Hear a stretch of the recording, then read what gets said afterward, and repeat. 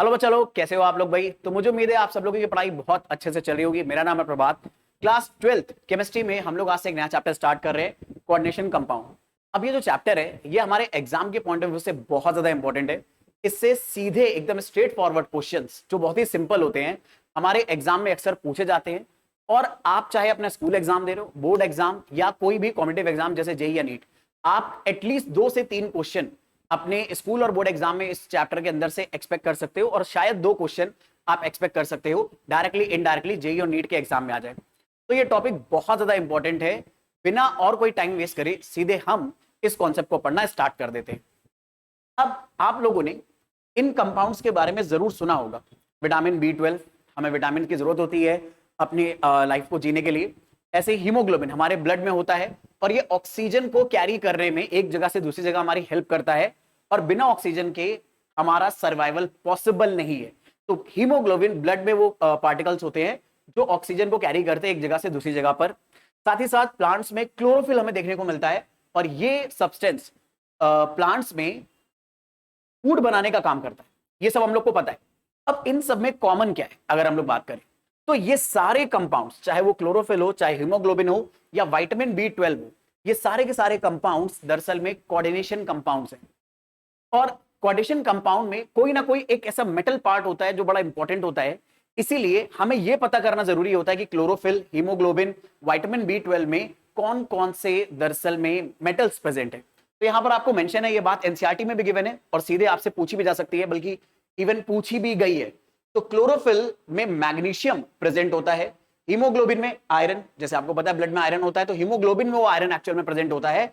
और vitamin B12 cobalt metal का एक कोऑर्डिनेशन कंपाउंड है। आप इसे कॉम्प्लेक्स कंपाउंड भी बोल सकते हो। कोऑर्डिनेशन कंपाउंड का एक और नाम होता है कॉम्प्लेक्स कंपाउंड। अब आप रियलाइज करो ये कोऑर्डिनेशन कंपाउंड्स हमारे लिए बहुत ज्यादा इंपॉर्टेंट हैं, क्योंकि बिना क्लोरोफिल के, बिना हीमोग्लोबिन के, बिना विटामिन 12 के हम अपनी लाइफ को एक्सपेक्ट नहीं कर सकते। प्लांट नहीं होंगे तो हम कैसे जिएंगे। ऐसे ही हीमोग्लोबिन अगर हमारे ब्लड में ऑक्सीजन कैरी नहीं करेगा तो हमारी तबीयत बार बार खराब होती रहेगी। तो इसीलिए कोऑर्डिनेशन कंपाउंड्स की बहुत ज्यादा इंपॉर्टेंस बढ़ जाती है। इसलिए इसको बहुत थरली आजकल स्टडी करा जाने लगा है। कई सारी इसके ऊपर रिसर्च भी होती है और इसलिए टॉपिक हमारे लिए बड़ा इंपॉर्टेंट हो जाता है। आपको बहुत ज्यादा अच्छे से पढ़ाया भी जाता है और है बड़ा सिंपल सा कॉन्सेप्ट, लेकिन इसके क्वेश्चन ज्यादा आते हैं ताकि आप इसे अच्छे से अंडरस्टैंड कर पाओ।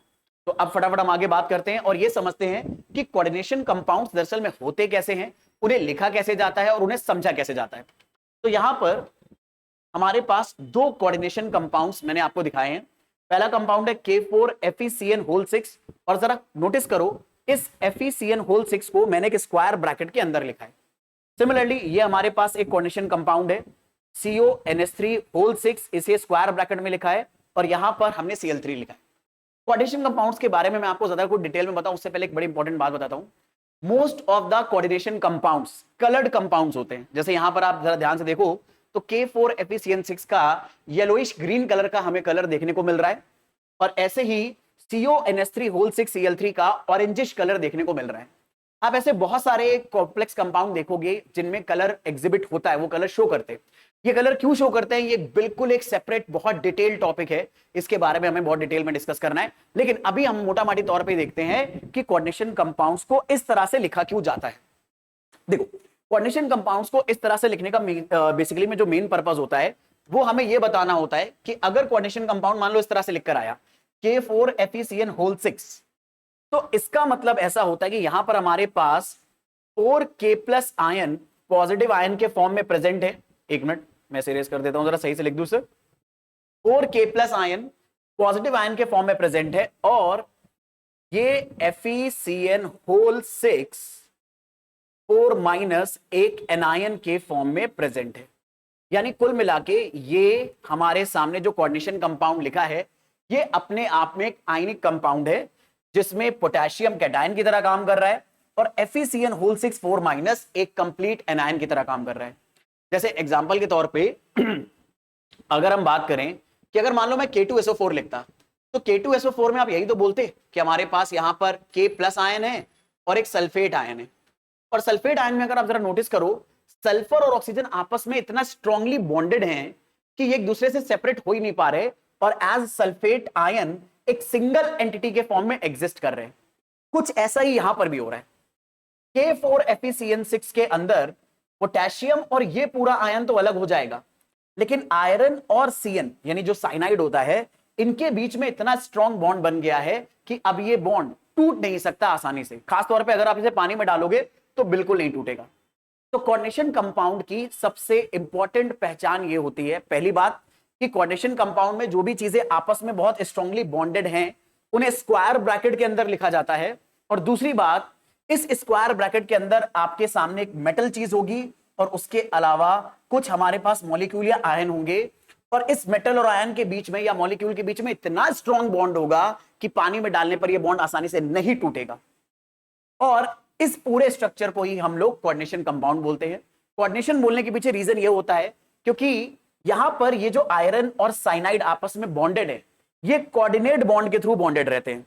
जैसे यहां पर Fe के साथ 6 साइनाइड बॉन्डेड है, तो यहां पर जो बॉन्डिंग होती है कुछ ऐसी होती है कि हमारे पास Fe एटम होता है, इसके पास बहुत सारे खाली ऑर्बिटल होते हैं, और आपको पता है कि एटम के पास अगर बहुत सारे खाली ऑर्बिटल हैं तो वो दूसरे एटम के लोन पेयर को गेन कर सकता है। तो यहां पर साइनाइड में कार्बन के पास एक लोन पेयर होता है, वो इस आयरन को डोनेट कर देता है। और ऐसे कितने साइनाइड लोन पेयर डोनेट कर सकते हैं? 6 साइनाइड आयन ये अपना लोन पेयर डोनेट कर सकते हैं। तो इसीलिए यहां पर क्योंकि साइनाइड और आयरन के बीच में कोऑर्डिनेट बॉन्ड बन रहा है और ये बॉन्ड इतना स्ट्रांग है कि पानी में डालने पर टूटेगा नहीं, इसलिए इस पूरी स्पीशी को हम लोग बोलते हैं कोऑर्डिनेटेड या कोऑर्डिनेटेड कॉम्प्लेक्स आयन, या सिंपल सी भाषा में सिर्फ कॉम्प्लेक्स आयन, क्योंकि यहां कोऑर्डिनेट बॉन्ड बन रहा है और इसलिए इस पूरे के पूरे कंपाउंड को बोल दिया जाता है कोऑर्डिनेशन कंपाउंड। तो I am pretty much sure ये आइडिया क्लियर हो रहा है। अच्छा, अब कोऑर्डिनेशन कंपाउंड में आप जरा ध्यान से देखो, यहां पर जो हमारा कॉम्प्लेक्स पार्ट है, पहली बात इसे कॉम्प्लेक्स बोलना बड़ा, इसे कॉम्प्लेक्स क्यों बोल रहे हैं? अरे क्योंकि दिख ही कॉम्प्लेक्स रहा है यार, कॉम्प्लेक्स दिख रहा है इसलिए इसको कॉम्प्लेक्स बोल दे रहे हैं। अब जरा नोटिस करो, इस कॉम्प्लेक्स पार्ट में ही हमारे पास एक मेटल होगा और ऐसे आयन या लिगेंड, ऐसे आयन या मॉलिक्यूल होंगे जो इस मेटल को अपना लोन पेयर डोनेट कर रहे हैं, और ये लोन पेयर दरअसल में कोऑर्डिनेट बॉन्ड के फॉर्म में डोनेट करा जाता है। इसीलिए इस पूरी स्पीशी को कॉम्प्लेक्स स्पीशी या कोऑर्डिनेटेड स्पीशी बोलते हैं। अब जरा नोटिस करो, इस केस में हमारे पास जो कोऑर्डिनेटेड स्पीशीज आई है या कॉम्प्लेक्स पार्ट आया है, ये एनायन है, लेकिन ये कॉम्प्लेक्स पार्ट कैटायन भी हो सकता है। जैसे इस एग्जांपल में देखो, ये जो हमारे पास ऑरेंज कलर का कंपाउंड है, इसका केमिकल फॉर्मूला है CO NH3 और आगे Cl3 है।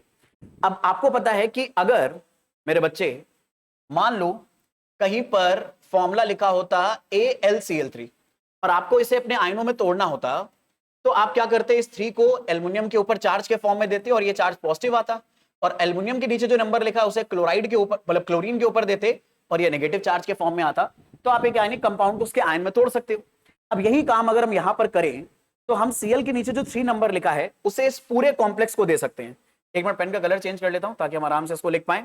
तो हमारे पास यहां पर जो फॉर्मूला आएगा वो कुछ ऐसा आएगा, CONH3 और इसके ऊपर चार्ज कितना आ जाएगा? 3+। दरअसल में एक आयनिक कंपाउंड में जो स्ट्रक्चर पहले लिखा होता है या जो फॉर्मूला पहले लिखा होता है, बाय डिफॉल्ट उसे पॉजिटिव आयन माना जाता है। तो हमने यहां पर इसके ऊपर पॉजिटिव चार्ज दे दिया 3+, और भाई ऑब्वियस सी बात है जो क्लोराइड होता है ये नेगेटिव आयन है। अब एक आयनिक कंपाउंड में एक नेगेटिव आयन होता है और एक पॉजिटिव आयन, तो अगर क्लोराइड नेगेटिव है तो जाहिर सी बात है, कॉमन सेंस आपका बोलेगा कि इस आयन को पॉजिटिव होना चाहिए। तो हमारे पास ये पॉजिटिव आयन हो गया जिसके ऊपर 3+ चार्ज है, और क्लोराइड के ऊपर 1- का चार्ज है, क्योंकि यहां पर इस कॉम्प्लेक्स के नीचे कोई नंबर नहीं लिखा है तो 1 मानेंगे, और 1 ही क्लोराइड के चार्ज के फॉर्म में हम यहां पर इसको दे देंगे। पर अगर आप ध्यान से देखो तो हमारे फॉर्मूले में मेरे बच्चे 3 क्लोराइड प्रेजेंट है, अभी मैंने बस 1 क्लोराइड लिखा है। तो आपको ऐसे 3 क्लोराइड की रिक्वायरमेंट है, तो आप यहां पर 3 बगल में लिख सकते हो। आप ये बता दो कि इस कंपाउंड में ये हमारे पास एनायन है और ये बड़ा सिंपल सा एनायन है, और ये हमारे पास मेरे बच्चे एक कॉम्प्लेक्स कैटायन है। तो जो कोऑर्डिनेशन कंपाउंड्स होते हैं उन्हें लिखने का तरीका क्या होता है? हम जो भी कॉम्प्लेक्स पार्ट होता है उसे स्क्वायर ब्रैकेट के अंदर लिखते हैं। कॉम्प्लेक्स पार्ट में हमारे पास एक मेटल होगा और उस मेटल से कोई मॉलिक्यूल या आयन जुड़ा होगा। जैसे यहां पर देखो NH3 एक मॉलिक्यूल है, जबकि साइनाइड Cn- एक आयन है। तो हमारे पास कॉम्प्लेक्स पार्ट में एक मेटल होगा और उससे या तो आयन जुड़ा होगा या मॉलिक्यूल जुड़ा होगा, और इन दोनों के बीच में जो बॉन्ड होगा मेटल और मॉलिक्यूल या मेटल और आयन के बीच में, ये बॉन्ड बना होगा कोऑर्डिनेट बॉन्ड। और कोऑर्डिनेट बॉन्ड बनने की वजह से ही हम स्पीशीज को बोल देते हैं, इस पूरे कंपाउंड को बोल देते हैं कोऑर्डिनेशन कंपाउंड। तो ये छोटी छोटी बातें हमें पकड़ में आ गई। कोऑर्डिनेशन कंपाउंड जब भी लिखा जाएगा स्क्वायर ब्रैकेट के अंदर लिखा जाएगा। स्क्वायर ब्रैकेट के अंदर हमें दो चीजें देखने को मिलेंगी, एक होगा मेटल और दूसरा होगा उससे जुड़ा हुआ कोई मॉलिक्यूल या उससे जुड़ा हुआ कोई आयन। और इस पूरी स्पीशीज को बोला जाएगा कोऑर्डिनेशन कंपाउंड। कोऑर्डिनेशन कंपाउंड में स्क्वायर ब्रैकेट के अंदर जो चीज लिखी होती है इसे बोलते हैं कॉम्प्लेक्स आयन या कोऑर्डिनेटेड आयन। और ये जो कॉम्प्लेक्स आयन होता है ये एनायन भी हो सकता है, यानी नेगेटिवली चार्ज भी हो सकता है, कैटायन भी हो सकता है, इवन मैं आपको एक बात बताऊं ये न्यूट्रल भी हो सकता है। मेरे बच्चे, हमारी पास जो कोऑर्डिनेटेड स्पीशीज है ये न्यूट्रल भी हो सकती है। जैसे आपको एक बात बताता हूं, आप लोगों को ये आइडिया याद रखना है, ये कॉन्सेप्ट याद रखना है, कॉन्सेप्ट नहीं बल्कि इंफॉर्मेशन है, और इस इंफॉर्मेशन के ऊपर कई बार क्वेश्चन पूछा भी गया है और पूछा भी जा सकता है आगे फर्दर। एक हमारे पास एंटी कैंसर ड्रग है, यानी कैंसर को ट्रीट करने में इसका इस्तेमाल करा जाता है, और इसका नाम है सिस्प्लैटिन। सिस्प्लैटिन का जो फॉर्मूला होता है वो कुछ ऐसा होता है, स्क्वायर ब्रैकेट के अंदर Pt, 2 अमोनिया के मॉलिक्यूल और 2 क्लोराइड के आयन प्लैटिनम से जुड़े होते हैं। और यहां पर ये जो प्लैटिनम के साथ अमोनिया और क्लोराइड जुड़ा है, ये दोनों ही चीजें लोन पेयर डोनेट करने की वजह से जुड़े हैं, और ये डोनर एटम कोऑर्डिनेट बॉन्ड बनाता है यहां पर। तो कोऑर्डिनेट बॉन्ड के थ्रू ये सब जुड़ा होता है। तो नोटिस करो इस पूरे स्ट्रक्चर में ना तो हमारे पास कोई नेगेटिव आयन है ना हमारे पास पॉजिटिव आयन है। हाँ, ये क्लोराइड नेगेटिव आयन है, लेकिन ये क्लोराइड कोऑर्डिनेट बॉन्ड के थ्रू जुड़ा है ना कि आयनिक बॉन्ड के थ्रू। और अगर ये क्लोराइड कोऑर्डिनेट बॉन्ड के थ्रू जुड़ा है, आयनिक बॉन्ड के थ्रू नहीं जुड़ा है, तो इसे एज आयन हम ट्रीट नहीं करेंगे। क्लोराइड को एज आयन तब ट्रीट करा जाता है अगर मान लो किसी कंपाउंड को पानी में डालने पर क्लोराइड आयन फ्री होने लगे। जैसे अगर मैं KCl को पानी में डालूं तो K+ अलग हो जाएगा, Cl- अलग हो जाएगा। अगर मैं AlCl3 को पानी में डालूं तो एल्युमिनियम आयन अलग हो जाएंगे और 3 क्लोराइड अलग हो जाएंगे। अगर मैं MgCl2 को पानी में डालूं तो Mg अलग हो जाएगा और 2 क्लोराइड अलग हो जाएंगे। तो किसी भी आयनिक कंपाउंड में Cl को एज आयन तभी ट्रीट करा जाता है जब उस कंपाउंड को पानी में डालने पर क्लोराइड हमें फ्री फॉर्म में मिले, फ्री Cl- आयन। पर मेरे बच्चे, आपको अभी भी मैंने बताया अगर इस कंपाउंड को हम पानी में डालेंगे तो प्लैटिनम और क्लोराइड के बीच में इतना स्ट्रॉन्ग बॉन्ड है कि ये बॉन्ड टूटेगा ही नहीं पानी में। और अगर ये बॉन्ड टूटेगा नहीं तो क्लोराइड फ्री भी नहीं होगा, और अगर फ्री नहीं होगा तो आप इसे एज एनायन एक्सपेक्ट नहीं कर सकते। आप इसे, इस क्लोराइड को एज एनायन नहीं बोलोगे, बल्कि इसका एक स्पेशल नाम होता है, इन्हें बोला जाता है लिगेंड, जिसके बारे में भी हम आगे और डिटेल में बात करेंगे। तो I am pretty much sure complex ion का आपको, मतलब कॉम्प्लेक्स पार्ट, कोऑर्डिनेटेड कंपाउंड का आपको आइडिया पता चला। और हमने एक बहुत इंपॉर्टेंट बात एस्टैब्लिश करी कि हमारे पास जो कोऑर्डिनेशन कंपाउंड होंगे इनमें कॉम्प्लेक्स आयन हो सकते हैं। अब कॉम्प्लेक्स पार्ट एनायन की तरह भी काम कर सकता है, यानी जो कोऑर्डिनेट पार्ट है ये एनायन की तरह भी काम कर सकता है, कैटायन की तरह भी काम कर सकता है, और साथ ही साथ मेरे बच्चे न्यूट्रल भी हो सकता है। यानी ये किसी आयन की तरह काम नहीं करेगा बल्कि खुद अकेला एक न्यूट्रल स्पीशी की तरह एग्जिस्ट करेगा। तो हमने अब ये बात समझ ली है। अब कोऑर्डिनेशन कंपाउंड्स को और डिटेल में समझने के लिए इससे जुड़े हुए कुछ टर्म्स हैं वो हमें समझने की जरूरत होती है। तो हम लोग उन्हीं के बारे में बात करेंगे। पहले terms related to coordination compounds. अब देखो, जैसे मैंने K4 एफिशिएंसी का एग्जांपल लिया है, आपने यहां पर देखोगे बहुत सारे अलग अलग टर्म्स लिखे हुए हैं। इन्हीं टर्म्स को हम डिटेल में डिस्कस करेंगे। जैसे एक टर्म आएगा सेंट्रल एटम, एक टर्म आएगा लिगेंड, एक पूरा टर्म आएगा कोऑर्डिनेशन नंबर, एक आएगा कोऑर्डिनेशन स्फीयर, और एक आएगा काउंटर आयन। इस काउंटर आयन को मेरे बच्चे सिंपल आयन भी हम बोल सकते हैं। तो ये टर्म क्या क्या है इनके बारे में फटाफट एक एक करके बात करते हैं। अब देखो, इनकी मैं आपको सबकी डेफिनेशन भी बताता हुआ चलूंगा, और डेफिनेशन हमारे एग्जाम में कई बार, खासतौर पे स्कूल और बोर्ड एग्जाम में डेफिनेशन कई बार पूछी जाती है। इन डेफिनेशन को विद एग्जाम्पल ही हमेशा एक्सप्लेन करिएगा, डेफिनेटली आपको फुल मार्क्स मिल जाएंगे। ठीक है, तो एक एक करके बात करना शुरू करते हैं। सबसे पहले बात करते हैं कोऑर्डिनेशन स्फीयर के बारे में, या कोऑर्डिनेशन स्फीयर को ही आप एक और चीज बोल सकते हो, कोऑर्डिनेशन एंटिटी।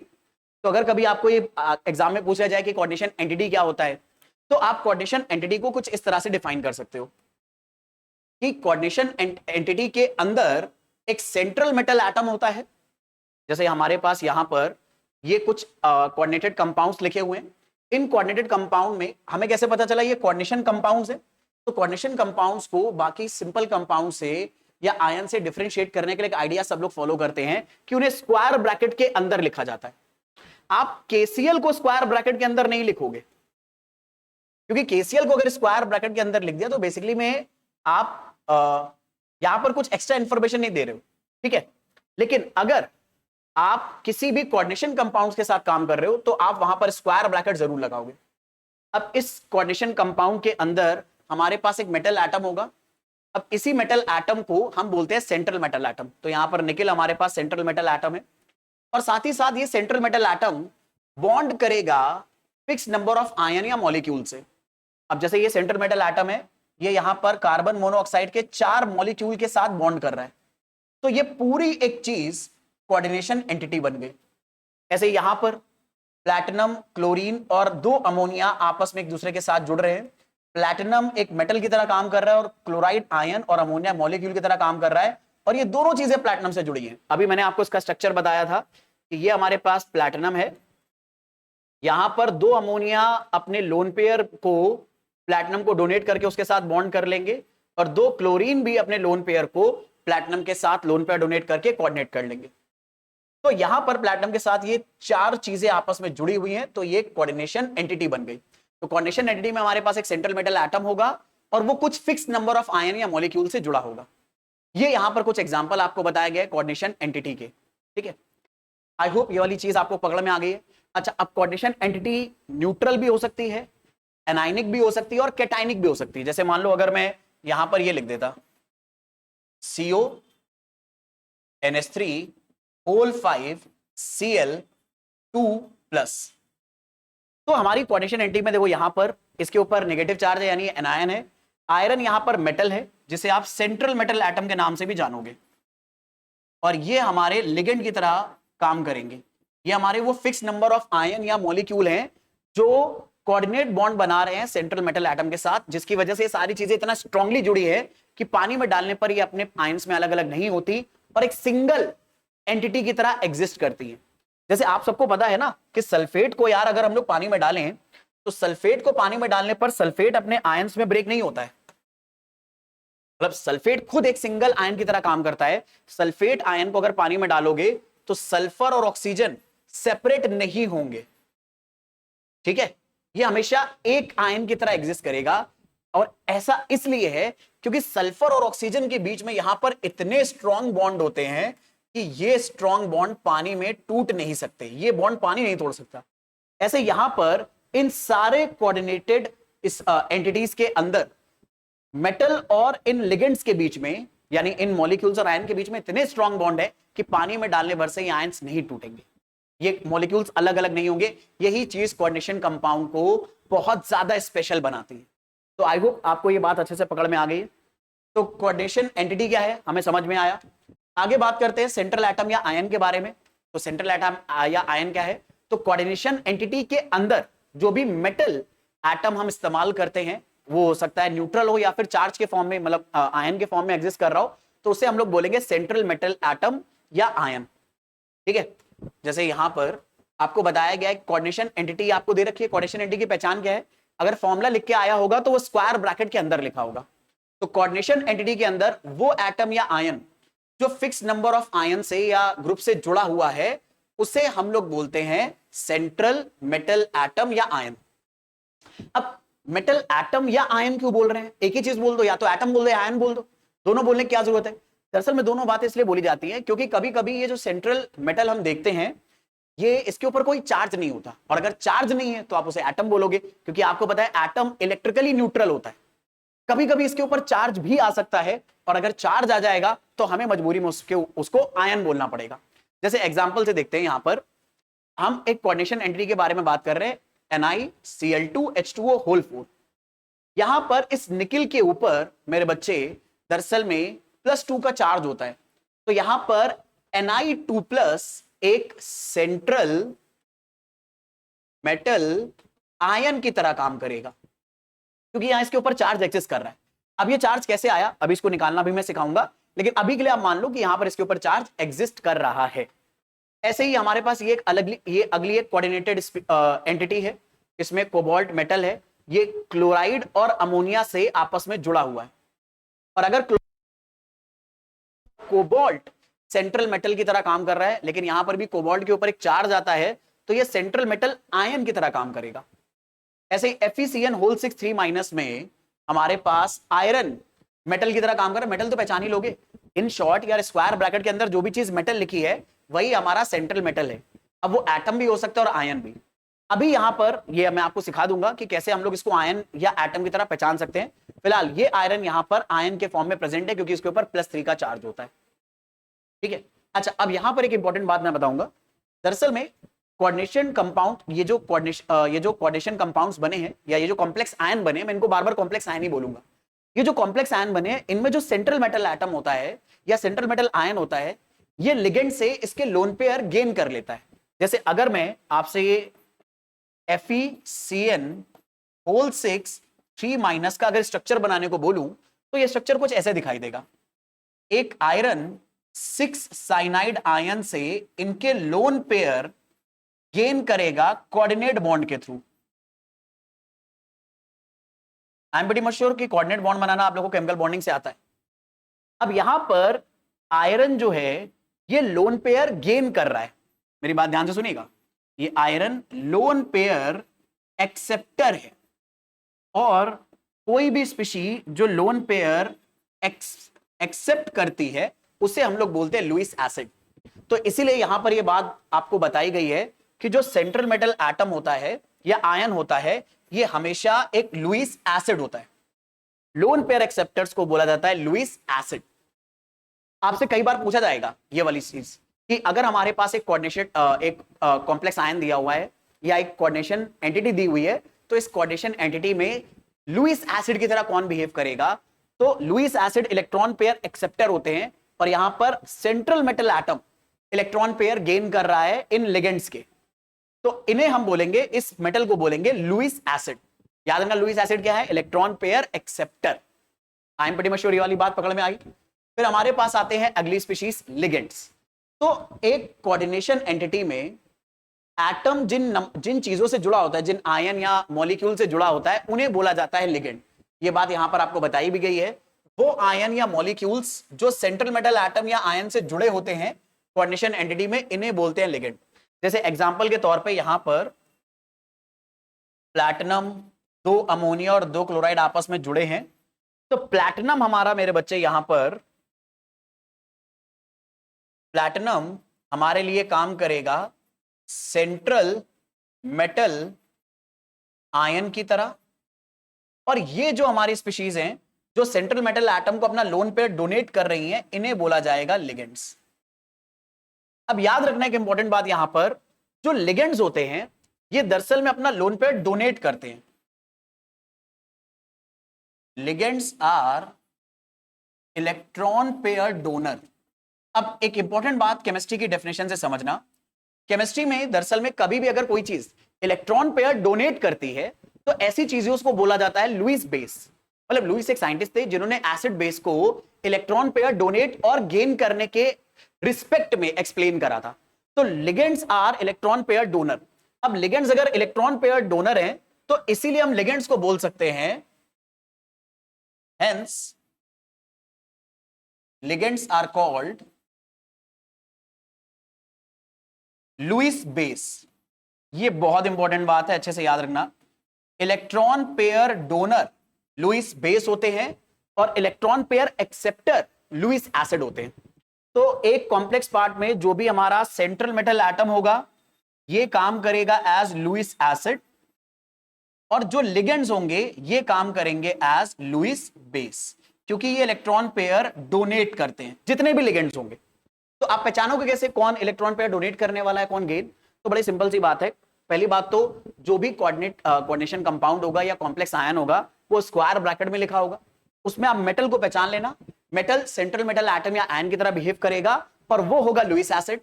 और जो NH3 है, जो Cl2 है, मतलब जो उसके अलावा मेटल के अलावा जो चीजें लिखी हैं जो अपना लोन पेयर डोनेट कर रही है उस मेटल को, इन्हें बोला जाएगा लिगेंड्स, और लिगेंड्स होते हैं लुईस बेस। ये आपके लिए बड़ा इंपॉर्टेंट है क्योंकि इसके ऊपर क्वेश्चन कई बार पूछा जाता है कि कोऑर्डिनेटेड कंपाउंड के अंदर, एक कॉम्प्लेक्स आयन के अंदर कौन सी चीज लुईस एसिड होती है और कौन सी चीज लुईस बेस होती है। चलो आगे बात करते हैं। इन लिगेंड्स को क्लासिफाई करना जरूरी है क्योंकि अब आगे इस टॉपिक में हमें जो भी बातें करनी है, जैसे आपको एक बात बताता हूं, इस टॉपिक में 2 बहुत ही इंपॉर्टेंट चीजें हमारे सिलेबस में आएंगी। एक होगा कोऑर्डिनेशन कंपाउंड का आईयूपीएसी नोमेनक्लेचर। जैसे ऑर्गेनिक केमिस्ट्री में रूल्स के अकॉर्डिंग आप आईयूपीएसी नोमेनक्लेचर करते हो, ऐसे ही जो हमारे कोऑर्डिनेशन कंपाउंड्स होते हैं इनका भी आईयूपीएसी का नोमेनक्लेचर है। आईयूपीएसी ने इनको नेम देने के रूल बना रखे, तो उसमें लिगेंड्स के नाम बहुत ज्यादा यूज होंगे, तो आपको लिगेंड्स का क्लासिफिकेशन, उनके नाम बड़े अच्छे से पता होने चाहिए। ऐसे आइसोमेरिज्म आप एक टॉपिक पढ़ोगे, जैसे आइसोमेरिज्म ऑर्गेनिक केमिस्ट्री में होती है, ऐसे आइसोमेरिज्म कोऑर्डिनेशन कंपाउंड्स में भी आपको देखने को मिलेगी। तो वहां पर भी आपको लिगेंड्स को बहुत ज्यादा यूज करना पड़ेगा। तो लिगेंड्स का क्लासिफिकेशन, उनके नाम, उनके सिंबल्स आपको अच्छे से पकड़ में आने चाहिए, तभी ये कंपाउंड, तभी ये चैप्टर आपको अच्छे से पकड़ में आएगा मेरे बच्चे। ठीक है, तो अब लिगेंड्स का क्लासिफिकेशन पढ़ना स्टार्ट कर देते हैं मेरे बच्चे। तो लिगेंड्स को हम लोग एक लिगेंड कितने लोन पेयर डोनेट कर रहा है इसके बेसिस पर क्लासिफाई कर सकते हैं। सबसे पहला क्लासिफिकेशन यही हो सकता है कि एक लिगेंड कितने लोन पेयर डोनेट कर सकता है। तो अगर एक लिगेंड एक लोन पेयर डोनेट करता है तो उसे बोलते हैं मोनोडेंटेट लिगेंड। मोनो का मतलब एक, डेंटेट का मतलब डोनेट करने की टेंडेंसी। तो मोनोडेंटेट लिगेंड में एक लोन पेयर डोनेट करने की टेंडेंसी होती है, और इसीलिए मोनोडेंटेट लिगेंड्स ऐसे लिगेंड्स होंगे जो एक लोन पेयर डोनेट करते हैं। तो अगर आपको डिफाइन कर रहा हूं मोनोडेंटेट लिगेंड्स क्या होंगे मेरे बच्चे, तो मोनोडेंटेट लिगेंड्स आप बोल सकते हो those ligands which can donate only one electron pair are called monodentate ligand। और ये लिस्ट पूरे उसके एक एग्जांपल है, आप इनमें से अपनी मर्जी से जो अच्छा लगे वो इसके डेफिनेशन में अगर पूछा जाए तो लिख सकते हो। ठीक है, डेंटेट का मतलब, डेंटेट को ना कभी कभी डेंटिसिटी भी बोलते हैं। डेंटिसिटी का मतलब है एक लिगेंड के लोन पेयर डोनेट करने की कितनी टेंडेंसी है, या वो कितने लोन पेयर उसका एक मॉलिक्यूल या एक आयन डोनेट कर सकता है। अब जैसे यहां पर देखो, फ्लोराइड एक लिगेंड है। अब फ्लोराइड में लोन पेयर तो 4 होते हैं, लेकिन इनका स्ट्रक्चर ऐसा होता है कि एक टाइम पे बस एक ही लोन पेयर ये फ्लोराइड किसी मेटल को डोनेट कर सकता है। 4 लोन पेयर तो इसके पास अवेलेबल है, लेकिन ये डोनेट किसी एक ही, मान लो मेटल को मैं एम से डिनोट कर रहा हूं, और इस मेटल को सेंट्रल मेटल एटम या आयन हम मान रहे हैं, और इसे फ्लोराइड से इलेक्ट्रॉन गेन करने हैं। तो फ्लोराइड मेरे बच्चे 4 इलेक्ट्रॉन पेयर में से कोई एक ही पेयर डोनेट कर पाएगा, और क्योंकि फ्लोराइड एक ही लोन पेयर डोनेट करने की कैपेबिलिटी रखता है, इसीलिए इसे मोनोडेंटेट लिगेंड बोला जाता है। अच्छा, अब आपका एक लाजमी सवाल आ सकता है कि यार है तो यहां पर 4 लोन पेयर, ये एक ही डोनेट क्यों कर रहा है? क्योंकि मेरे बच्चे इन चारों का अरेंजमेंट कुछ ऐसा होता है कि एक ही लोन पेयर मेटल के ऑर्बिटल के सामने आ सकता है, चाहे ये वाला आ जाए, चाहे ये, चाहे ये, चाहे ये। चारों एक साथ नहीं आ सकते, चारों आ नहीं सकते, इसलिए एक ही लोन पेयर डोनेट हो पाता है। ऐसे ही ब्रोमाइड में भी 4 लोन पेयर हैं, लेकिन एक ही लोन पेयर डोनेट कर सकता है, इसलिए ब्रोमाइड को हम बोलते हैं मोनोडेंटेट लिगेंड। वाटर में ऑक्सीजन के पास 2 लोन पेयर हैं। अच्छा, एक बात बता दूं मैं आपको, लिगेंड्स के पास लोन पेयर होना जरूरी है, क्योंकि लिगेंड्स के पास अगर लोन पेयर नहीं होंगे तो इलेक्ट्रॉन पेयर डोनेट कैसे करेंगे। तो आप नोटिस करना, हर लिगेंड के पास लोन पेयर है, और यहां पर हाईलाइटेड भी है। तो वाटर में ऑक्सीजन के पास 2 लोन पेयर हैं, लेकिन ये दोनों लोन पेयर ऐसे एडजस्टेड होते हैं कि वाटर कोई एक ही लोन पेयर मेटल को डोनेट कर पाता है, दोनों नहीं डोनेट कर पाएगा। ऐसे ही वाटर में से अगर हाइड्रोजन हटा दो तो हाइड्रोक्साइड आयन बनेगा।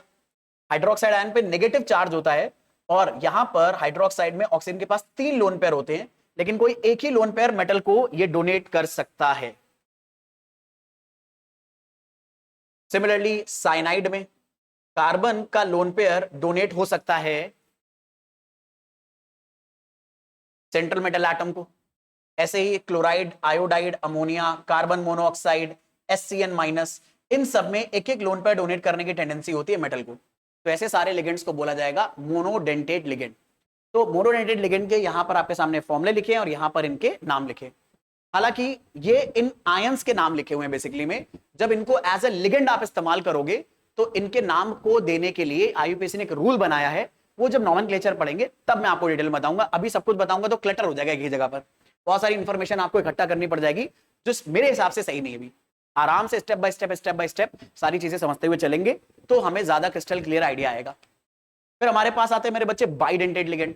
अब अगर आपसे कोई पूछे यार बाइडेंटेट लिगेंड क्या होता है, तो आप बताओगे बाइडेंटेट लिगेंड ऐसे लिगेंड होंगे जिसमें एक लिगेंड 2 अलग अलग जगहों से लोन पेयर डोनेट कर सकता है। तो बाइडेंटेट लिगेंड में क्या होगा कि 2 लोन पेयर डोनेट करने की टेंडेंसी है,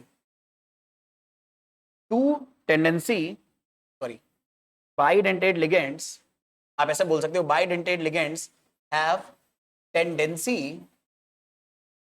to donate two electron pair at same time. तो बाइडेंटेड लिगेंड में एक ही मॉलिक्यूल या एक आयन दो लोन पेयर डोनेट कर सकता है सेंट्रल मेटल एटम या सेंट्रल मेटल आयन को, और इसीलिए इसे बाइडेंटेड लिगेंड बोल रहे हैं। जैसे पहला बाइडेंटेड लिगेंड है एथिलीन डाइअमीन। अच्छा, एथिलीन डाइअमीन यहां पर मेरे बच्चे इसका कॉमन नेम लिखा है, कई बार इसका आईयूपीएसी नेम लिखकर आ जाता है। तो भाई इस कंपाउंड का आईयूपीएसी नेम अगर आप बताओगे तो ये हमारे पास 2 कार्बन की पैरेंट चेन है, पहले कार्बन पर अमीन है, दूसरे कार्बन पर अमीन है, तो उसका आईयूपीएसी नेम आप लिख सकते हो 1,2। ये आपके पास इथेन है, भाई दोनों कार्बन के बीच में सिंगल बॉन्ड है तो इथेन, और 2 अमीन है तो आप बोल सकते हो डाई अमीन। ये इसका आईयूपीएसी नेम है। अब जरा नोटिस करो, एथिलीन डाइमीन में इन दोनों कार्बन से नाइट्रोजन जुड़े हैं और इन नाइट्रोजन के पास लोन पेयर होते हैं। तो यहां पर 2 अलग अलग नाइट्रोजन है जिनके पास लोन पेयर है, और इनके बीच में इतना अच्छा खासा गैप है कि ये दोनों लोन पेयर, ये दोनों नाइट्रोजन अपने अपने लोन पेयर एक मेटल को डोनेट कर सकते हैं। तो एक ही मेटल को इस पूरे एथिलीन डाइमीन के मॉलिक्यूल में से 2 नाइट्रोजन का लोन पेयर कोऑर्डिनेट बॉन्ड के थ्रू मिल सकता है। इसीलिए एथिलीन डाइअमीन को हम बोलते हैं एक बाइडेंटेड लिगेंड। और एथिलीन डाइअमीन का बार बार पूरा नाम कॉम्प्लेक्स के अंदर नहीं लिखा जाता, बल्कि सिर्फ उसका एक छोटा सा सिंबल लिख दिया जाता है EN। इसका मतलब क्या है मैं आपको बता दूं। जैसे मान लो अगर कभी किसी कंपाउंड में ये लिखकर आया CO EN होल थ्राइस 3+, तो आप इस EN को समझ जाना कि ये EN दरअसल में एथिलीन डाइअमीन है। और इस एथिलीन डाइअमीन में ये एथिलीन ग्रुप है जिससे 2 NH2 जुड़े हैं, और दोनों NH2 के नाइट्रोजन अपना लोन पेयर मेटल को डोनेट कर रहे हैं। यानी यहां पर CO में दरअसल में NH2 और NH2 2 हैं, और ये दोनों NH2 CO को अपना लोन पेयर डोनेट कर रहे हैं। लेकिन ये दोनों NH2 एथिलीन डाइमीन में आए हैं, तो इसमें एथिलीन ग्रुप भी जोड़ना है अपने को, तो ऐसे एथिलीन ग्रुप जुड़ेगा। और ये तो मैंने अभी बस एक ही एथिलीन डाइमीन बनाया है, ऐसे यहां पर भी एक और बनेगा, यहां पर भी एक और बनेगा। टोटल 3 ऐसे हमारे पास लिगेंड होंगे यहां पर। तो यहां पर टोटल कितने कोऑर्डिनेट बॉन्ड बन जाएंगे भाई? 2 यहां बने हैं, ठीक है, और अभी तो मैंने एक ही एथिलीन डाइमीन बनाया है, ऐसे ही एक और आप बना सकते हो। अब मैं ना शॉर्ट फॉर्म में ऐसे लिख दे रहा हूं मेरे बच्चे, और ऐसे ही एक और EN बना सकते हो। भाई हर EN में 2 NH2 के दोनों नाइट्रोजन अपना लोन पेयर डोनेट करेंगे, तो हमारे पास टोटल इस मेटल के साथ कोऑर्डिनेट बॉन्ड बनाने वाले कितने एटम्स हो जाएंगे? 6। और इस एटम के अराउंड कितने कोऑर्डिनेट बॉन्ड बन रहे हैं? 6 बॉन्ड बन रहे हैं। तो कोऑर्डिनेट जब हमारे पास बाइडेंटेड लिगेंड होगा, तो एक बाइडेंटेड लिगेंड दरअसल में मेटल के साथ 2 कोऑर्डिनेट बॉन्ड बनाएगा। तो यहां पर 3 बाइडेंटेड लिगेंड है, तो हमारे पास टोटल 6 बॉन्ड बने हैं, 6 कोऑर्डिनेट बॉन्ड बनाए हैं सेंटर मेटल एटम में। ऐसे हमारे पास अगला बाइडेंटेड लिगेंड आएगा ऑक्सिलेटो। ऑक्सिलेटो दरअसल में ऑक्सिलेट आयन होता है। अब मुझे उम्मीद है शायद 10th क्लास में आप लोगों ने ऑक्जेलिक एसिड पढ़ा होगा, कुछ तो याद आ रहा होगा। टोमेटो के अंदर प्रेजेंट होता है, टमाटर के अंदर प्रेजेंट होता है, और ऑक्जेलिक एसिड का फॉर्मूला होता है, ठीक है, अरे यार ठीक है, क्या बोल रहा हूं मैं, ये लिख रहा हूं COOH, ये है ऑक्जेलिक एसिड। अब ऑक्जेलिक एसिड में से इन दोनों हाइड्रोजन को अगर आप हटा दो तो मेरे बच्चे बनता है ऑक्जिलेट आयन। यार कलर कुछ ऐसा ले जो आपको दिखाई दे जाए। आई एम प्रीटी श्योर ये कलर दिख रहा है आप लोगों को। तो ऑक्जिलेट आयन क्या होगा मेरे बच्चे? COO- ion, COO- ion. हम ये दोनों हाइड्रोजन हटा देंगे। आप चाहो तो इसको शॉर्ट फॉर्म में क्या लिख सकते हो भाई? यहाँ पे 2 कार्बन है तो C2, 4 ऑक्सीजन है तो O4, और इस पूरे के ऊपर 2-। तो ये पूरा स्ट्रक्चर दरअसल में ऑक्जिलेट आयन बोला जा सकता है। चाहे आप ऐसे लिखो चाहे ऐसे लिखो, दोनों का मतलब ऑक्जिलेट आयन है। अब ऑक्जिलेट आयन में इन दोनों ऑक्सीजन जिनके ऊपर नेगेटिव चार्ज है, इनके पास लोन पेयर अवेलेबल है, और ये लोन पेयर किसी मेटल को आसानी से डोनेट कर सकता है। लेकिन एक ऑक्जिलेट में 2 ऑक्सीजन अपना लोन पेयर एक ही टाइम पर मेटल को दे सकता है, इसीलिए ऑक्जिलेट को बोला जाएगा बाइडेंटेड लिगेंड। और ऑक्जिलेट का जो सिंबल है, या तो आप सिर्फ OX लिख सकते हो, या आप पूरा इसका फॉर्मूला लिख सकते हो C2O4। हाँ, एक बात याद रखना, ऑक्जिलेट पे जो चार्ज होता है वो 2- होता है। दरअसल में यहाँ पे चार्ज की इंपॉर्टेंस बहुत ज्यादा है। अभी हम लोग तुरंत एक टॉपिक पढ़ेंगे जिसमें हम मेटल का ऑक्सीडेशन नंबर निकालेंगे। मेटल का ऑक्सीडेशन नंबर निकालने के लिए लिगेंड के ऊपर जो चार्ज है ये बहुत ज्यादा हमारी हेल्प करेगा कैलकुलेशन में, और बिना उस कैलकुलेशन के चीजें आगे सॉल्व करना मुश्किल होगा। तो हमें यह भी याद रखते हुए चलना है कि किस लिगेंड के ऊपर कितना चार्ज आ रहा है, और एक लिगेंड के ऊपर जितना चार्ज आता है वो चार्ज उस पूरे लिगेंड का ऑक्सीडेशन नंबर हम मान सकते हैं। यानी अगर आपसे कोई पूछे ऑक्सिलेट का ऑक्सीडेशन नंबर क्या है, तो आप बोलोगे 2-। ऐसे ही ईएन का अगर कोई ऑक्सीडेशन नंबर पूछे तो ईएन के ऊपर देखो कोई चार्ज नहीं है, तो ईएन का ऑक्सीडेशन नंबर 0 होगा। ऐसे ही मेरे बच्चे अपने पास अगर मान लो क्लोराइड का कोई ऑक्सीडेशन नंबर पूछे तो क्लोराइड का ऑक्सीडेशन नंबर -1, आयोडाइड का अगर कोई पूछे तो -1, अमोनिया का अगर कोई पूछे तो अमोनिया के ऊपर कोई चार्ज नहीं है। तो अगर किसी लिगेंड के ऊपर कोई चार्ज नहीं है तो उसका ऑक्सीडेशन नंबर 0, और अगर किसी लिगेंड के ऊपर कोई चार्ज है तो जो भी चार्ज की वैल्यू है वो उस पूरे लिगेंड का ऑक्सीडेशन नंबर हो जाएगा। ऐसे हमारे पास अगला लिगेंड आएगा डाईमेथिल ग्लाइऑक्सीमेटो, इसका नाम है DMG, और इसका इस तरह का फॉर्मूला होता है। तो डाईमेथिल ग्लाइऑक्सीमेटो में दरअसल में यहां पर ये हमारे पास इस तरह का स्ट्रक्चर है, उसमें ऑक्सीजन अपना लोन पेयर डोनेट करता है, दो में से एक ही लोन पेयर एक मेटल को मिलेगा, लेकिन ये दोनों ऑक्सीजन एक साथ लोन पेयर डोनेट कर सकते हैं। इसीलिए मेरे बच्चे डाईमेथिल ग्लाइऑक्सीमेटो को दरअसल में हम बुलाते हैं एक बाइडेंटेड लिगेंड। अब क्या ये पूरा स्ट्रक्चर याद करने की जरूरत है? आंसर है नहीं मेरे बच्चे।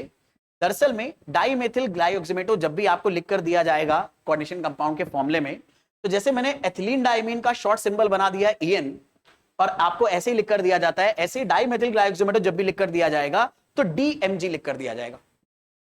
हाँ, ये याद रखना जरूरी है कि डाईमेथिल ग्लाइऑक्सीमेटो में दरअसल में लोन पेयर डोनेट कौन करता है, तो डाईमेथिल ग्लाइऑक्सीमेटो में 2 ऑक्सीजन है जो लोन पेयर डोनेट करते हैं।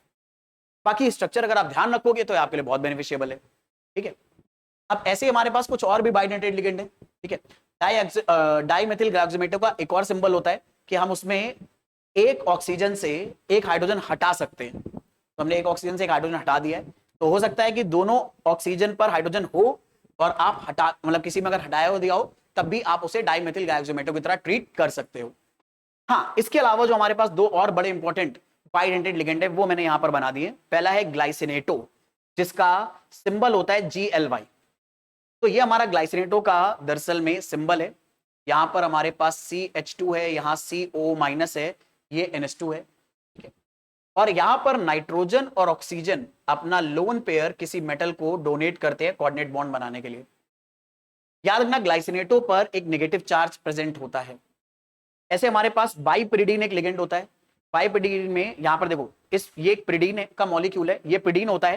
पिरिडीन में 2 यूनिट आपस में जोड़ दी तो बन गया बाइपिरिडीन, और बाइपिरिडीन में नाइट्रोजन के पास लोन पेयर है और ये लोन पेयर एक ही टाइम पर मेटल को मिल सकता है।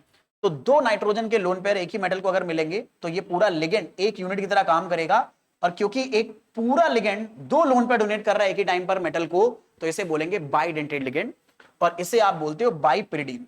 बाइपिरिडीन में डोनर एटम कौन है? दोनों नाइट्रोजन। दोनों नाइट्रोजन किसके अंदर जुड़े हुए हैं? एक बेंजीन रिंग का ही पार्ट है। हालांकि इसे पूरा बेंजीन नहीं बोल सकते, एक्जैक्टली बेंजीन रिंग की तरह है, बस एक कार्बन की जगह पे नाइट्रोजन लगा है। और बाइपिरिडीन का शॉर्ट सिंबल क्या है? BIPY। ये बाइपिरिडीन का शॉर्ट सिंबल है। जब भी आपको दरअसल में लिगेंड का बाइपिरिडीन लिखकर आएगा कंपाउंड के फॉर्मूले में, तो वो आपको ऐसे ही लिखकर आएगा। ठीक है, मतलब मान लो ऐसे लिखकर आ जाएगा PT BIPY होल ट्वाइस, ऐसे लिखकर आ गया। तो अगर ऐसे लिखकर आ गया तो आप समझ जाना ये दरअसल में बाइपिरिडीन है मेरे बच्चे। और नोटिस करना बाइपिरिडीन अपने आप में न्यूट्रल होता है, और अगर बाइपिरिडीन न्यूट्रल है तो इसका ऑक्सीडेशन नंबर क्या हो जाएगा? 0 हो जाएगा। ये ऑक्सीडेशन नंबर आगे हमें बहुत ज्यादा काम आने वाला है, तो इसलिए ये सारी चीजें याद रखते हुए अपन चलेंगे। तो I am pretty sure bidentate ligand समझ में आए। ऐसे ही अपने पास मेरे बच्चे ट्राइडेंटेड लिगेंड होता है, टेट्राडेंटेड होता है, हेक्साडेंटेड लिगेंड होता है, और ऐसे बहुत सारे लिगेंड आएंगे, लेकिन हमारे लिए जो इंपॉर्टेंट है मैंने वही फिल्टर आपके सामने करके रखे हैं। बाकी प्रैक्टिस करते करते अगर कुछ नए और हमें मिलेंगे तो हम उसे वहीं पर देखते जाएंगे, लेकिन ये आपको सारे स्ट्रक्चर याद होने चाहिए। अब ट्राइडेंटेड लिगेंड में हमारे पास जो लिगेंड है उसका नाम है डाई एथिलीन ट्राइअमीन, इसका सिंबल होता है डाइईन। और इसमें जरा ध्यान से देखो, 3 हमारे पास नाइट्रोजन डोनर एटम है, एक यहां पर, एक यहां पर और एक यहां पर। तो ये तीनों नाइट्रोजन एटम एक ही साथ मेटल को अपना लोन पेयर डोनेट कर सकते हैं, इसीलिए इसे बोला गया है ट्राइडेंटेड लिगेंड। फिर हमारे पास टेट्राडेंटेड होगा, यानी यहां पर 4 डोनर एटम होंगे, इसका नाम है मतलब इसका एक एग्जांपल है ट्राई एथिलीन टेट्रामीन, जिसका सिंबल है ट्राइईन। यहां पर देखो 4 नाइट्रोजन के लोन पेयर एक ही साथ एक मेटल को डोनेट होकर मिल सकते हैं, तो ये टेट्राडेंटेड हो गया। ऐसे ही हेक्साडेंटेड है, इसका नाम है एथिलीन डाइअमीन टेट्रा एसीटेटो, या इसको सिंबल देते हैं ईडीटीए। ठीक है, इतना लंबा सा इतना कॉम्प्लेक्स सिंबल है, याद रखने की जरूरत है नहीं, बिल्कुल नहीं। दरअसल में जब भी ईडीटीए लिखकर आएगा मेरे बच्चे, तो कुछ ऐसा लिखकर आएगा कि यहां पर जैसे कोई सेंट्रल मेटल एटम दे दिया, बाद में ब्रैकेट में लिखा होगा, अबे लिख जा भाई सही से, बाद में यहां पर लिखा होगा ईडीटीए ऐसे, और इसके ऊपर जो भी चार्ज है वो चार्ज आपको बता दिया जाएगा कि लेट्स से 2- का चार्ज है या जितना भी चार्ज है, ठीक है, वो आपको यहां पर बता दिया जाएगा। तो ईडीटीए अगर लिगेंड की तरह लिखकर आया तो आप समझ जाना कि ये लिगेंड कौन सा है, एथिलीन डाइअमीन टेट्रा एसीटेटो। अब इस लिगेंड के बारे में आपको जो एक बात याद रखनी है वो है इसके ऊपर चार्ज।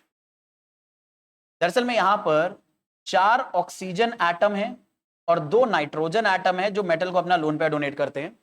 ये दोनों नाइट्रोजन एटम तो न्यूट्रल होते हैं, लेकिन ये चारों ऑक्सीजन के ऊपर नेगेटिव चार्ज होता है। तो एथिलीन डाइअमीन टेट्राएसीटेटो में -4 का चार्ज है। हाँ, लेकिन ट्राईइन और डाईइन न्यूट्रल है, ये न्यूट्रल होता है। अगर ये ट्राइडेंटेट लिगेंड और टेट्राडेंटेट लिगेंड न्यूट्रल हैं तो इनका ऑक्सीडेशन नंबर भी कितना आने वाला है, 0 ही आने वाला है। हाँ, अब इसके अलावा भी बहुत सारे लिगेंड होते हैं, लेकिन ये सारे लिगेंड आपके लिए बड़े इंपॉर्टेंट है, इन्हें आपको याद रखना पड़ेगा, ये नहीं भूल सकते आप। ठीक है, ग्लाइसिनेटो, बाइपिरिडीन, ये जितने भी बाइडेंटेट लिगेंड लिखे हैं, ऑक्सिलेटो, डाइमेथिल ग्लाइकोजेमेटो, एथिलीन डाइमीन। एक और मैं बता देता हूं, एक और अभी मेरे दिमाग में आ गया जो बड़ा इंपॉर्टेंट है, यहां पर मिस हो गया है, विच इज कार्बोनेट। कार्बोनेट भी एक बाइडेंटेट लिगेंड है मेरे बच्चे, क्योंकि इसमें इन दोनों ऑक्सीजन के पास लोन पेयर अवेलेबल होते हैं, और ये लोन पेयर किसी मेटल को एक ही टाइम पर एक ही टाइम पर 2 कोऑर्डिनेट बॉन्ड बनाने के लिए हमें मिल सकते हैं। तो कार्बोनेट भी हमारे पास एक बाइडेंटेट लिगेंड है, या आप ऐसा मान सकते हो कि बाइडेंटेट को ना कई बार डाइडेंटेट भी बोलते हैं, या इसकी डेंसिटी 2 है, बाइडेंटेट लिगेंड। अच्छा, जब कभी भी डेंसिटी बोला जाए तो डेंसिटी का मतलब होगा मेरे बच्चे, एक लिगेंड एक टाइम पर, या एक लिगेंड का मॉलिक्यूल या आयन कितने लोन पेयर डोनेट कर रहा है। तो ये नाम याद रखना, डेंसिटी। तो डेंसिटी क्या है, किसी भी लिगेंड का एक मॉलिक्यूल या आयन कितने लोन पेयर डोनेट कर रहा है। ठीक है, तो डेंसिटी क्या हो जाएगा, number of lone pair donated by 1 molecule और ion of lone pair, 1 molecule और आयन ऑफ लोन पेयर, मेरे मुंह से निकल गया, 1 मॉलिक्यूल और आयन ऑफ लिगेंड। अब जैसे एग्जांपल के तौर पे अगर मैं आपसे पूछूं कि कार्बोनेट की डेंसिटी कितनी है, तो आप बताओगे कार्बन की डेंसिटी 2 है, क्योंकि एक कार्बोनेट 2 लोन पेयर डोनेट करता है। अगर मैं पूछूं ईडीटीए की डेंसिटी कितनी है, तो एक ईडीटीए 6 लोन पेयर डोनेट करता है, तो इसकी डेंसिटी 6 हो जाएगी। तो I am pretty much sure density का आइडिया आप लोगों को पकड़ में आ गया। ठीक है, चलो अपनी कहानी को आगे बढ़ाते हैं फटाफट। तो यहां पर लिगेंड की कहानी खत्म हो गई। हाँ, लिगेंड जैसे आप लोगों ने अगर हेलो एल्केन हेलोरीन चैप्टर पढ़ा है तो आपको पता होगा कि एम्बिडेंट न्यूक्लियोफाइल होते हैं, ऐसे हमारे पास एम्बिडेंटेट लिगेंड भी होते हैं। अब एम्बिडेंटेट लिगेंड क्या होता है, जैसे एम्फीबियंस होते हैं, आप अगर बायो आपने 10th क्लास तक पढ़ी, इतना तो पता होगा, और नीट वालों को तो पूरे पता होगा कि एम्फीबियंस लैंड पे भी रह सकते हैं और पानी में भी। ऐसे ही एम्बिडेंटेट लिगेंड में भी क्या होता है कि 2 डोनर साइट होती है, लेकिन एक टाइम पे एक ही डोनर साइट एक्टिव होती है। तो एम्बिडेंटेट लिगेंड क्या हो जाएंगे, एम्बिडेंटेट लिगेंड एक्चुअल में खुद तो मोनोडेंटेट होते हैं, ये बाय इटसेल्फ मोनोडेंटेट होते हैं, लेकिन इनमें 2 अलग अलग डोनर साइट है, और ये 2 अलग अलग डोनर साइट अलग अलग बार एक्टिव हो सकती है। तो ऐसे लिगेंड जिनकी 2 डिफरेंट डोनर एटम्स होते हैं, और वो इनमें से किसी एक डोनर एटम की हेल्प से एज लिगेंड काम करते हैं, इन्हें बोला जाता है एम्बिडेंटेट लिगेंड। ये ई कुछ नहीं है, एक्स्ट्रा टाइप हो गया। जैसे हमारे पास एक लिगेंड है, एग्जांपल के तौर पे अगर मैं बताऊं NO2-, और ऐसे ही SCN-। अब NO2- में, अरे यार NO2-, NO2- में नाइट्रोजन के पास भी लोन पेयर होता है, और ये मेटल को अपना लोन पेयर डोनेट कर सकता है। ऐसे ही नाइट्रेट में ऑक्सीजन के पास भी लोन पेयर होता है, और ऑक्सीजन अपना लोन पेयर डोनेट कर सकता है। तो अगर ऑक्सीजन लोन पेयर डोनेट कर रहा है तो डोनर एटम अलग है, और अगर नाइट्रोजन लोन पेयर डोनेट कर रहा है तो डोनर एटम अलग है, लेकिन दोनों केस में लिगेंड का फॉर्मूला तो सेम है। यहां पर भी NO2 और यहां पर भी NO2, तो लिगेंड सेम है लेकिन डोनर एटम बदल गए, तो ऐसे लिगेंड्स को बोला जाएगा एम्बीडेंटेट लिगेंड। और यहां पर अगर NO2 अपना लोन पेयर, NO2 में नाइट्रोजन अपना लोन पेयर डोनेट करता है, तो इस NO2 को नाम दिया जाता है नाइट्रिटो N, या पुराने टाइम में इसे बुलाया जाता था नाइट्रो। और अगर ऑक्सीजन अपना लोन पेयर डोनेट कर रहा है मेटल को NO2 में, तो इसे बुलाया जाता है नाइट्रिटो O, और पुराने जमाने में इसे बुलाया जाता था नाइट्रिटो। यानी जो नाइट्रिटो वर्ड है वो सिर्फ इसे बुलाया जाता था और नाइट्रो इससे बुलाया जाता था पुराने टाइम में, लेकिन बड़ा कंफ्यूजन होता था। तो इसीलिए आईयूपीएसी ने क्या करा, इस कंफ्यूजन को दूर करने के लिए बोल दिया कि भैया इन दोनों का नाम ही नाइट्रोटो रख दो, और अगर नाइट्रोजन लोन पे डोनेट कर रहा है तो नाइट्रेटो के आखिर में N लगा दो, और अगर ऑक्सीजन लोन पे डोनेट कर रहा है तो नाइट्रेटो के आखिर में O लगा दो। लेकिन क्योंकि जब आप प्रैक्टिस करोगे तो हो सकता है कुछ आप पास्ट ईयर के क्वेश्चन लगा रहे हो, पास्ट ईयर के क्वेश्चन में हो सकता है पुराना वाला आइडिया दे रखा हो, क्योंकि पास्ट ईयर में पता नहीं ना, कि हो सकता है पहले कभी ये पूछ लिया गया हो और आप उसको प्रैक्टिस करो तो आप कंफ्यूज हो जाओगे। तो इसी कंफ्यूजन को अवॉइड करने के लिए मैं आपको यहां पर बता दे रहा हूं, नाइट्रिटो और नाइट्रो पुराने नाम है, आजकल हम ये फॉलो करते हैं नाइट्रिटो N और नाइट्रिटो O। ऐसे ही SCN-B बाइडेंटेट लिगेंड है, इसमें सल्फर के पास भी लोन पेयर होता है डोनेट करने के लिए, और ऑक्सीजन के पास भी, सॉरी नाइट्रोजन के पास भी लोन पेयर होता है डोनेट करने के लिए। तो अगर सल्फर अपना लोन पेयर डोनेट करे तो इसे बोलते हैं थायोसाइनेटो, और नाइट्रोजन अपना लोन पेयर अगर डोनेट करे तो इसे बोलते हैं आइसोथायोसाइनेटो। लेकिन ये दोनों एक साथ अपना लोन पेयर डोनेट नहीं कर पाएंगे, आज तक ऐसा पाया ही नहीं गया है कि ये दोनों कभी एक साथ अपना लोन पेयर डोनेट कर रहे हो, क्योंकि आपके दिमाग में ये आइडिया आ सकता है ना कि भाई अभी तो यहां पर सल्फर का लोन पेयर खाली है, कि किसी और को क्या करने लगे, मेटल को डोनेट करने लगे। अरे लेकिन मेटल तो एक ही अपने पास अवेलेबल होगा ना, तो मेटल को एक ही साइड से लोन पेयर दिया जा सकता है, दूसरे मेटल को मिल ही नहीं पाएगा, ठीक है। तो इसीलिए यहां पर अगर सल्फर अपना लोन पेयर डोनेट करेगा तो थायोसाइनेटो, और नाइट्रोजन अगर लोन पेयर डोनेट करेगा तो आइसोथायोसाइनेटो बोलोगे, और ऐसे लिगेंड्स को बोला जाएगा एम्बीडेंटेड लिगेंड्स। अब इसके साथ साथ एक और बड़ी इंपॉर्टेंट टर्म आता है जिसे हम बोलते हैं मेरे बच्चे किलेट्स, ठीक है। कुछ लोग इसे चिलेट भी बोलते हैं, तो चाहे चिलेट बोलो चाहे किलेट बोलो, दोनों का मतलब सेम ही है, ठीक है। मतलब देखो समझ में आने से होता है कि आपको वो चीज समझ में आ जाए।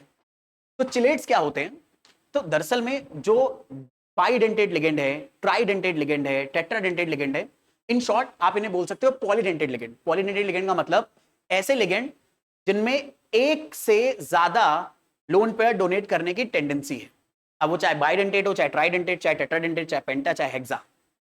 अब अगर लिगेंड में एक से ज्यादा लोन पेयर डोनेट करने की टेंडेंसी होती है, तो जब ये मेटल को अपना लोन पेयर डोनेट करते हैं तो ये एक क्लोज साइक्लिक स्ट्रक्चर बना लेते हैं, और इसी क्लोज साइक्लिक स्ट्रक्चर को मेरे बच्चे बोला जाता है किलेट। जैसे यहां पर आप ध्यान से देखो, ये एथिलीन डायमीन है, एथिलीन डायमीन का मैंने कहा था ना कभी कभी आईयूपीएसी नेम लिख कर आ सकता है, तो देखो यहां लिखकर आया एथेन 1,2 डायमीन। तो एथिलीन डायमीन में नाइट्रोजन ने जब कॉपर को अपने लोन पे डोनेट करे तो एक तरह का क्लोज स्ट्रक्चर, एक साइक्लिक स्ट्रक्चर बन गया, और इस साइक्लिक स्ट्रक्चर को ही हम लोग बोलते हैं, दिमाग से उतर गया, हम लोग बोलते हैं किलेट। सामने लिखा है और दिमाग से उतर गया। तो हम लोग यहां पर एक साइक्लिक स्ट्रक्चर बना, इसे हमने बोल दिया किलेट। ऐसे यहां पर एक साइक्लिक स्ट्रक्चर बना, इसे हमने बना दिया किलेट।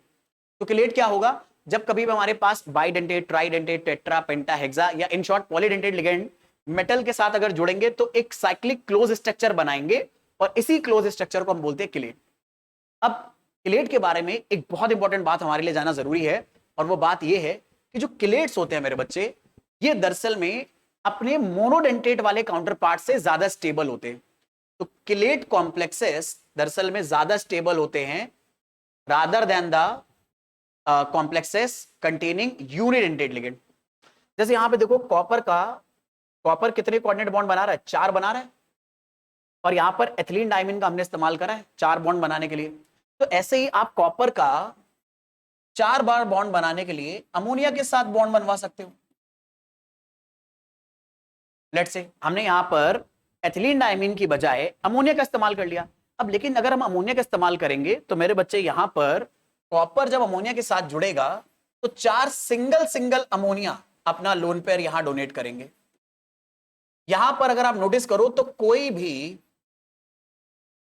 क्लोज स्ट्रक्चर नहीं बन रहा है। ये अमोनिया आपस में जुड़कर क्लोज स्ट्रक्चर नहीं बना रहे, ये अमोनिया आपस में जुड़कर क्लोज स्ट्रक्चर नहीं बना रहे, ये सब इंडिविजुअली एग्जिस्ट कर रहे हैं। और अगर ये इंडिविजुअली एग्जिस्ट करेंगे तो ये इतने स्टेबल नहीं होंगे। दरअसल में जब रिंग बन जाती है तो हर चीज एक दूसरे से जुड़ी है, और हर चीज अगर एक दूसरे से जुड़ी है तो वहां पर बॉन्ड ज्यादा स्ट्रॉन्ग बनते हैं और वो स्ट्रक्चर और ज्यादा स्टेबल हो जाता है। तो इसलिए किलेट जब भी बनेंगे तो हमारा जो स्ट्रक्चर होगा वो ज्यादा स्टेबल आएगा एज कंपेयर टू अगर मोनोडेंटेट या बाइडेंटेट या बिना किलेट वाला आपने स्ट्रक्चर बनाया उसकी हेल्प से। ठीक है, तो मोनोडेंटेट लिगेंड की कंपैरिजन, अच्छा मोनोडेंटेट को यूनिडेंटेट भी बोल सकते हैं क्योंकि मोनो का ही एक सिनोनिम यूनि भी होता है। तो अगर यूनिडेंटेट आ जाए तो घबराना नहीं, क्या ये तो आपने पढ़ा ही नहीं, अरे बिल्कुल बिंदास पढ़ा है भाई, कॉमन सेंस भी कभी कभी लगा लो। चले अब आगे बात कर लेते हैं कोऑर्डिनेशन नंबर की। तो कोऑर्डिनेशन नंबर क्या होता है, तो सेंट्रल मेटल एटम लिगेंड्स के साथ कोऑर्डिनेट बॉन्ड के थ्रू जुड़ा होता है। तो एक सेंट्रल एटम जितने अपने अगल बगल कोऑर्डिनेट बॉन्ड बनाता है उसे सेंट्रल एटम का कोऑर्डिनेशन नंबर बोलते हैं। तो यहां पर आपको वही बात बताएगी कि कोऑर्डिनेशन नंबर क्या है। तो कोऑर्डिनेशन नंबर मेटल आयन में या मेटल आयन में इन अ कॉम्प्लेक्स वो नंबर होता है जितने लिगेंड से वो डायरेक्टली जुड़ा हुआ है, यानी इन शॉर्ट जितने कोऑर्डिनेट बॉन्ड बना रहा है। जैसे एग्जांपल के तौर पे PtCl6 है, तो PtCl6 2- ये हमारे पास एक कॉम्प्लेक्स आयन है, इसमें प्लैटिनम 6 क्लोरीन के साथ कोऑर्डिनेट बॉन्ड बना रहा है, यानी प्लैटिनम के अगल बगल कितने कोऑर्डिनेट बॉन्ड बन रहे हैं, 6 कोऑर्डिनेट बॉन्ड बन रहे हैं। तो यहां पर प्लैटिनम का कोऑर्डिनेशन नंबर 6 आ जाएगा। अच्छा, कोऑर्डिनेशन नंबर मेटल का निकाला जाता है और काउंट कैसे करोगे, मेटल अपने अगल बगल जितने कोऑर्डिनेट बॉन्ड बना रहा है आप उसे बोलोगे उसका कोऑर्डिनेशन नंबर।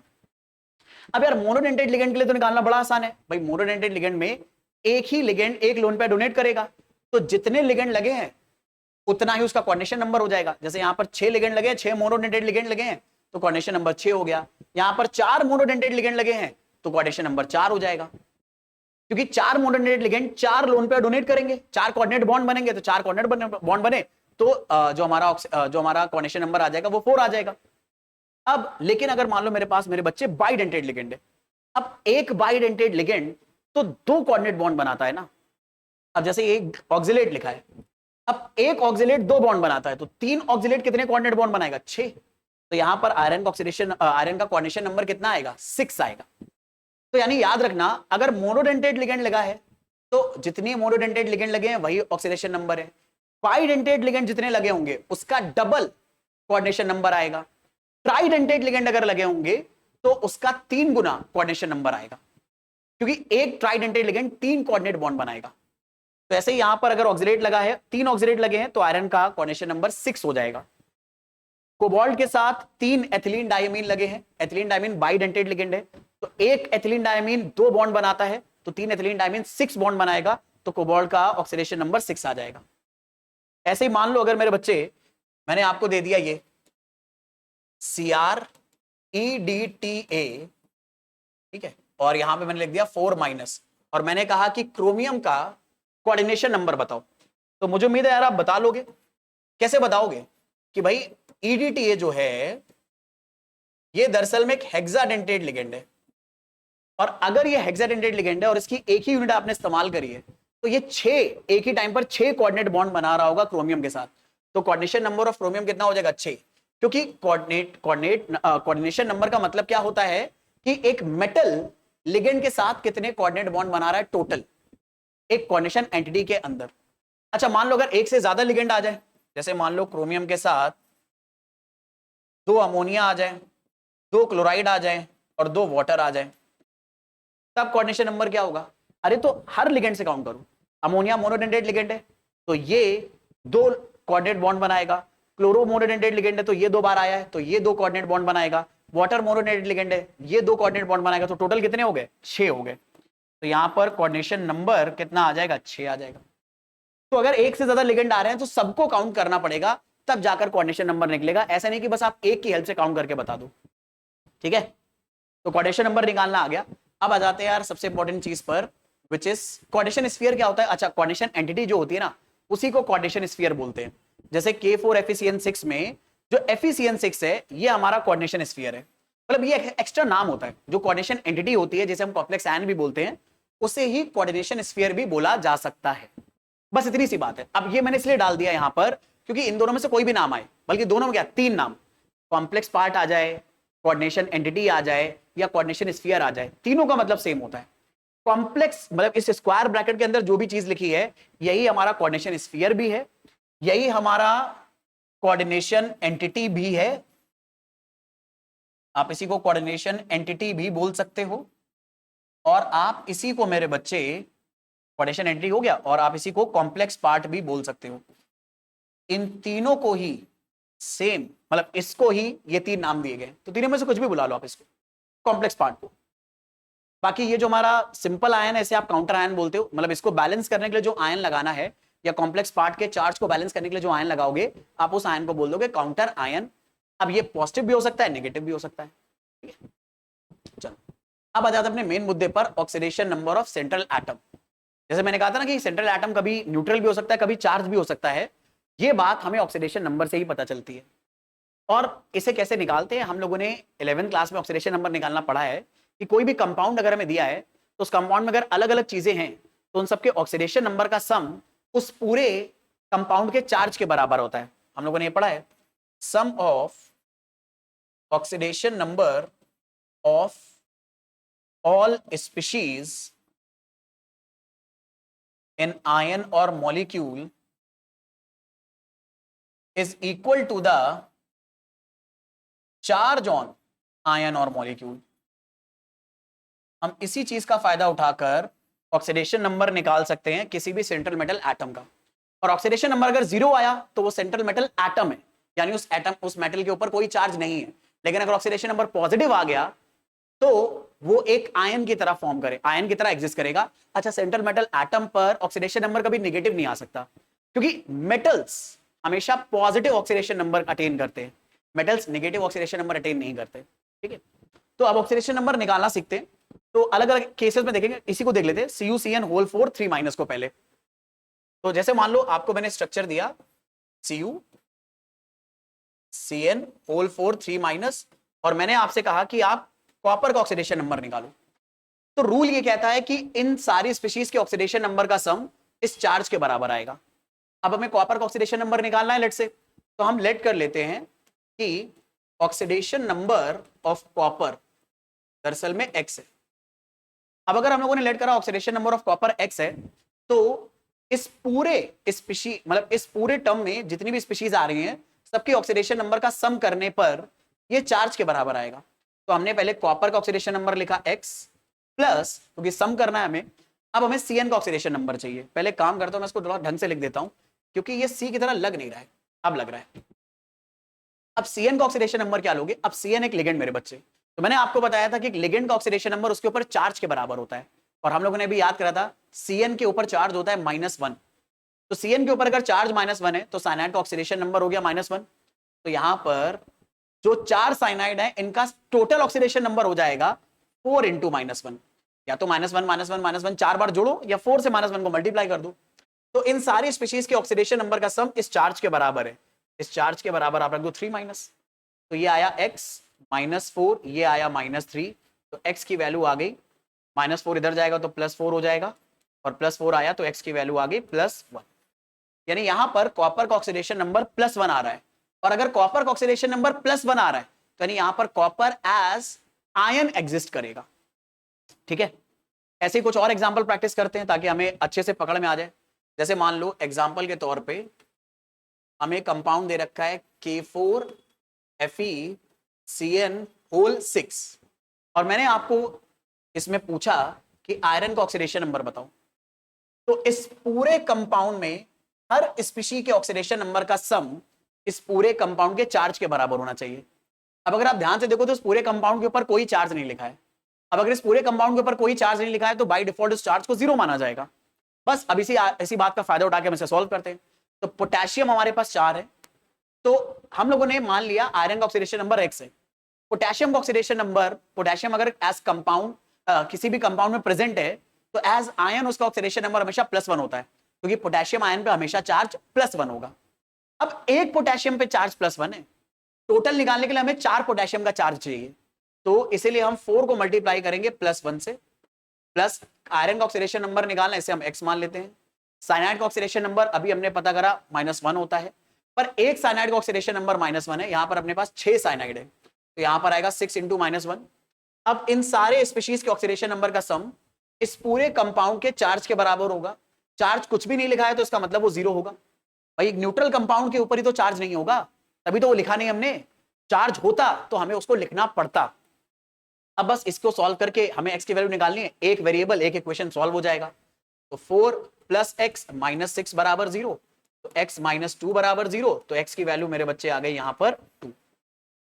तो यानी यहां पर हमारा आयरन का ऑक्सीडेशन नंबर आ रहा है +2, और अगर आयरन का ऑक्सीडेशन नंबर +2 आ रहा है, इसका मतलब आयरन एज आयन यहां पर एग्जिस्ट करेगा, एज मेटल एटम एग्जिस्ट नहीं करेगा।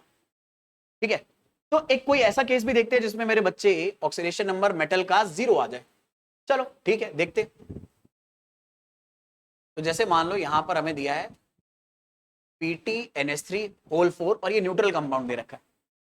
अब मान लीजिए मैंने आपसे कहा कि यार प्लैटिनम का ऑक्सीडेशन नंबर निकालो, तो प्लैटिनम का ऑक्सीडेशन नंबर हम x मान लेते हैं, +4 इंटू अमोनिया का ऑक्सीडेशन नंबर। अब अमोनिया एक न्यूट्रल कंपाउंड है, एक न्यूट्रल कंपाउंड का ऑक्सीडेशन नंबर 0 होता है, तो अमोनिया का ऑक्सीडेशन नंबर 0।